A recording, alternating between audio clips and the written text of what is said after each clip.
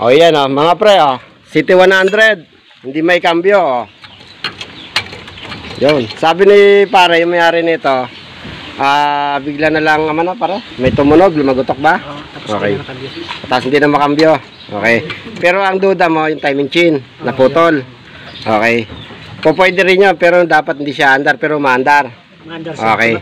Ibig sabihin, umiikot yung kanyang sigunyal, kaya hindi ito ang sira mga pre. Pagka ganito nangyari sa inyo mga pre, sa City 100 nyo, hindi nyo na maikambyo, no? Ayan, mayroon pangyayari nito, kalimitan sa nakaka-primera lang, sa segunda hindi na mga pre. Okay.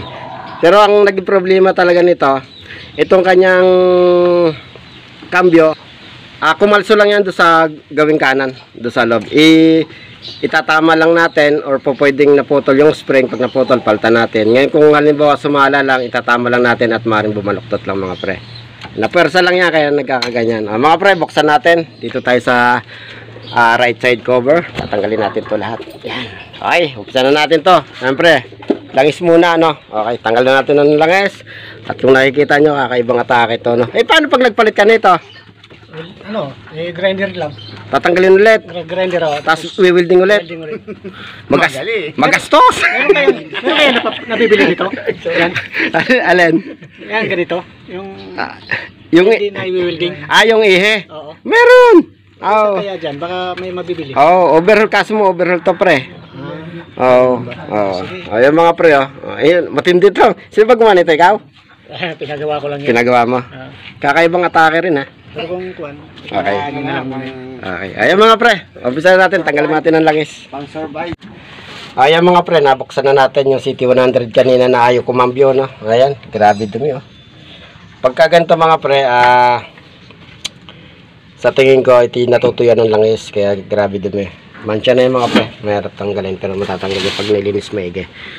Ay, yung sabi natin kanina, hindi tumama, no? Yung spring, or di kaya sumala, no? Hindi tumama yung sinabi natin mga pre.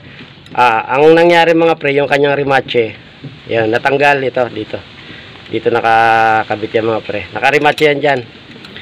Ayan, nakaganyan, ganyan ang position yan.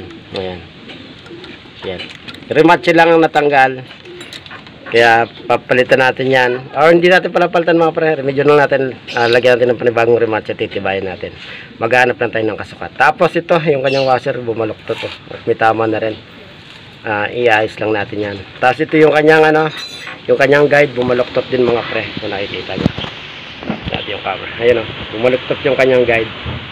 Tapos ito, bingkong, iayos natin yan. Tapos ito, yung re-remache natin mga pre, hanap tayo ng maganda pang remache dito. Ayan, yun lang. Tapos linis sa makina, gagana na ulit yan, may kakabyo na ulit. Okay, yun lang mga pre. Ayan mga pre, ito na. Ayan niremache na natin mga pre. Ayan.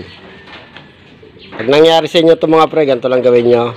At sa magtatanong kung anong remache ang gamit natin dito mga pre, ang gamit natin ditong remache mga pre, ito yung ginagamit sa pang-remache ng clutch housing ng barako mga pre. Ayan, mas matibay yan mga pre. Ito yan. Pambarako to mga pre, yung ginagamit natin kapag nagre-remache tayo ng clutch housing ng barako. Ayan yan. Okay. Kabitin natin para nabawasan na tayo ng dalawa. At tambak pa rin. Ayan, yung gagawin pa natin yan. Ito, yun. Tapos na rin yung isa. Sa dulo pa. Ay, wala pala sa dulo, hindi pala si Ryan. Unahin mo na muna yung dalawa. Ay, muna dalawa? Dalawang bisikleta? Okay. Ayan mga pre, linisan lang natin ang pyesa at isalpak na natin to at subukan natin mamaya i-cambio mga pre. Ayan mga pre, eto na, umaandar na.